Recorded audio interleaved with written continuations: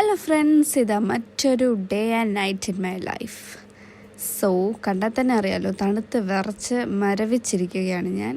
ബസ്സിലാണ്. സോ ഒട്ടുക്കത്തെ തണുപ്പാണ്. -डिग्री അല്ലെങ്കിൽ 2 ഡിഗ്രി 1 ഡിഗ്രി അങ്ങനെയൊക്കെയാണ് ഇവിടെ ക്ലൈമറ്റ് പൊയ്ക്കൊണ്ടിരിക്കുന്നത്. നമുക്കതിനനുസരിച്ചുള്ള ഹെൽത്ത് ഇഷ്യൂസ് മാറി മാറി വന്നുകൊണ്ടിരിക്കുകയാണ്. ഒന്ന് പനി ചുമ കുറഞ്ഞു വരുമ്പോഴത്തേക്കും നെക്സ്റ്റ് ഡേ പിന്നെയും പൂർവാധികം ശക്തിയോടെ തന്നെ പിന്നെ അത് വീണ്ടും വരും. ഇതൊക്കെ തന്നെ. അപ്പം ഞാൻ വീട്ടിലെത്തി. ബസ്സിലാണിത് വന്നത്. ഇത് സത്യം പറഞ്ഞാൽ അപ്പം ഞാൻ ഉറങ്ങി എണീറ്റ് നൈറ്റാണിത്. ഞാൻ കുളിച്ചിട്ടൊക്കെ നിൽക്കുന്ന കാണുമ്പോഴത്തേക്കിനും ഒരു നല്ലൊരു രാവിലെ ഒന്നും ഓർക്കണ്ട. ഇത് പാതിരാത്രിയാണ് ഉറങ്ങിക്കഴിഞ്ഞിട്ട്. ഇതെന്താ കുക്കിംഗ് ഞാൻ സ്റ്റാർട്ട് ചെയ്തു. സോ എനിക്കിനി കുറച്ച് ദിവസം ഓഫാണ്. അപ്പോൾ ഇതിപ്പോൾ വീഡിയോ എടുത്തിട്ട് കുറച്ച് ദിവസമായി. ഞാനും കുറേയൊക്കെ മറന്നിരിക്കുകയാണ്. എന്നാലും അപ്പം നല്ലൊരു ചിക്കൻ കറി വെക്കാമെന്ന് ഓർത്തു. ലൈക്ക് ചിക്കൻ റോസ്റ്റ് ബട്ടറിൽ സോട്ട് ചെയ്ത് ഞാൻ ഇതെന്താ പച്ചരിയും ഉഴുന്നും ഒക്കെ അരച്ച് ഞാൻ ഫ്രിഡ്ജിൽ അതിനകത്ത് വെച്ചിട്ടുണ്ട്. നാളത്തേക്ക് പൊളിച്ചു പൊങ്ങുമായിരിക്കും. സോ നല്ല ദോശയൊക്കെ ചുടാം.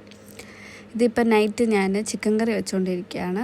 ചിക്കൻ കറി ആക്കി വെച്ചാൽ 2-3 ദിവസത്തേക്കൊക്കെ ഓടും. അതുപോലെ തന്നെ ഞാൻ സാമ്പാർ ഉണ്ടാക്കാനുള്ളൊരു പ്ലാനുണ്ട്. പിന്നെ ചെറിയൊരു ഫ്രൈഡ് റൈസ് പോലെ ആക്കണം.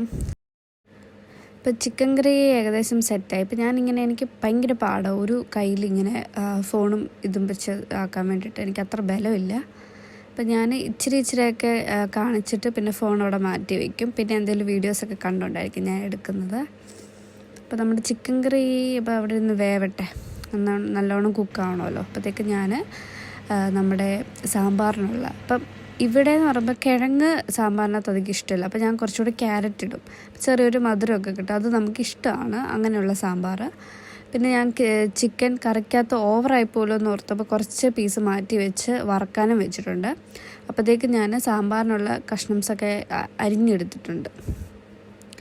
അപ്പം ഞാൻ കിഴങ്ങിട്ടിട്ടില്ല. പകരം ഞാൻ കുറച്ച് കൂടുതൽ ക്യാരറ്റ് ഇട്ടിട്ടുണ്ട്. പക്ഷെ നമുക്കത് ഇഷ്ടമാണ്. ഇവിടെ അവൈലബിൾ ആയിട്ടുള്ള വെജിറ്റബിൾസൊക്കെ ഞാൻ ഇടും. ഇത് നമ്മുടെ ഫ്രൈഡ് റൈസിനുള്ളതാണ് കേട്ടോ, ക്യാപ്സിക്കം ഒക്കെ. അപ്പം ഞാൻ പല സ്റ്റെപ്പായിട്ടൊന്നും വെക്കത്തില്ല. എല്ലാം ഒറ്റയടിക്ക് അങ്ങോട്ട് കുക്കറിൽ വെക്കും സാമ്പാർ. അപ്പോൾ സാമ്പാർ ഞാൻ വെച്ചു. അത് 1-2 ഫിസിലാകുമ്പോൾ ഓഫ് ചെയ്യും.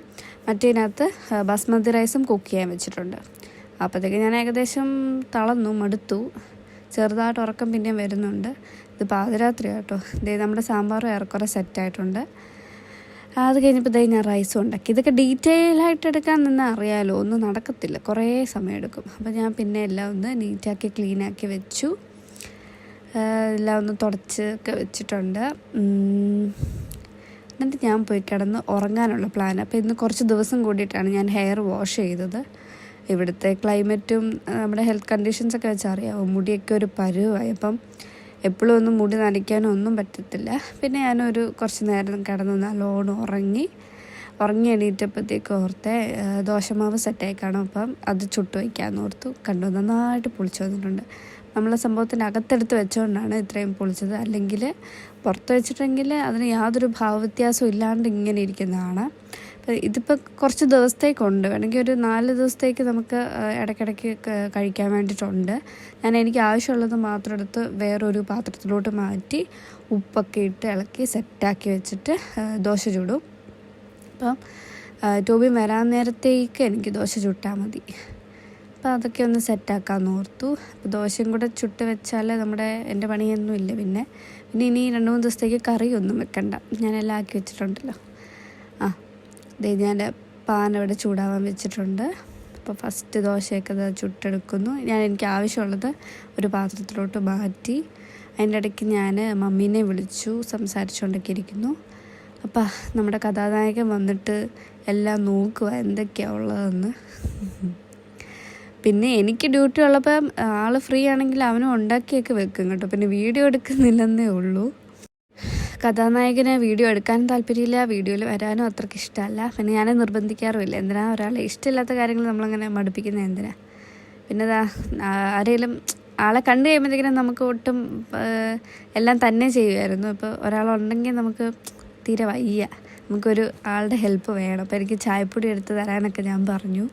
അപ്പോൾ എനിക്ക് ചായയും കൂടെ വെച്ചു, ദോശ ഉണ്ടാക്കി, സാമ്പാറും എല്ലാം സെറ്റായി. അങ്ങനെയൊക്കെ പോകുന്നു. ഇനി നമ്മൾ ഒന്നിച്ച് ബ്രേക്ക്ഫാസ്റ്റ് കഴിക്കും, എന്നിട്ട് വീണ്ടും കിടന്നുറങ്ങും. ഇങ്ങനെയൊക്കെ ആട്ടോ ഇവിടുത്തെ ലൈഫ്. പ്രത്യേകിച്ചൊന്നും ചെയ്യാനില്ലല്ലോ. പിന്നെ പുറത്ത് പോകുന്നത് ഷോപ്പിങ്ങിന് മാത്രമായിരിക്കും പുറത്ത് പോകുന്നത്. ഞാനൊരു ഏലക്കായും എടുത്തിട്ടുണ്ട്. നമ്മുടെ എല്ലാം സെറ്റായി.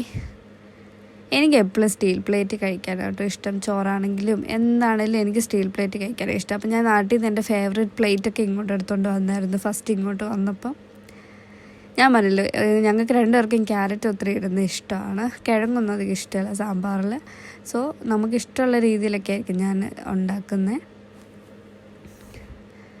ഞാൻ അപ്പം അവനുള്ളത് എടുത്തു കൊടുത്തു. പിന്നെ നമ്മുടെ ചായയും സെറ്റായി.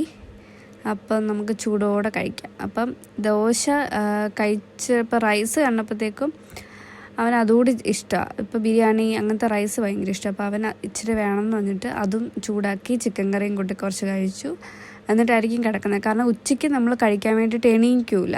രാവിലെ കഴിച്ചിട്ട് കിടക്കുമ്പോൾ പിന്നെ ഡ്യൂട്ടി ഉണ്ടെങ്കിൽ പോകാൻ നേരത്തെ കഴിക്കുകയുള്ളൂ.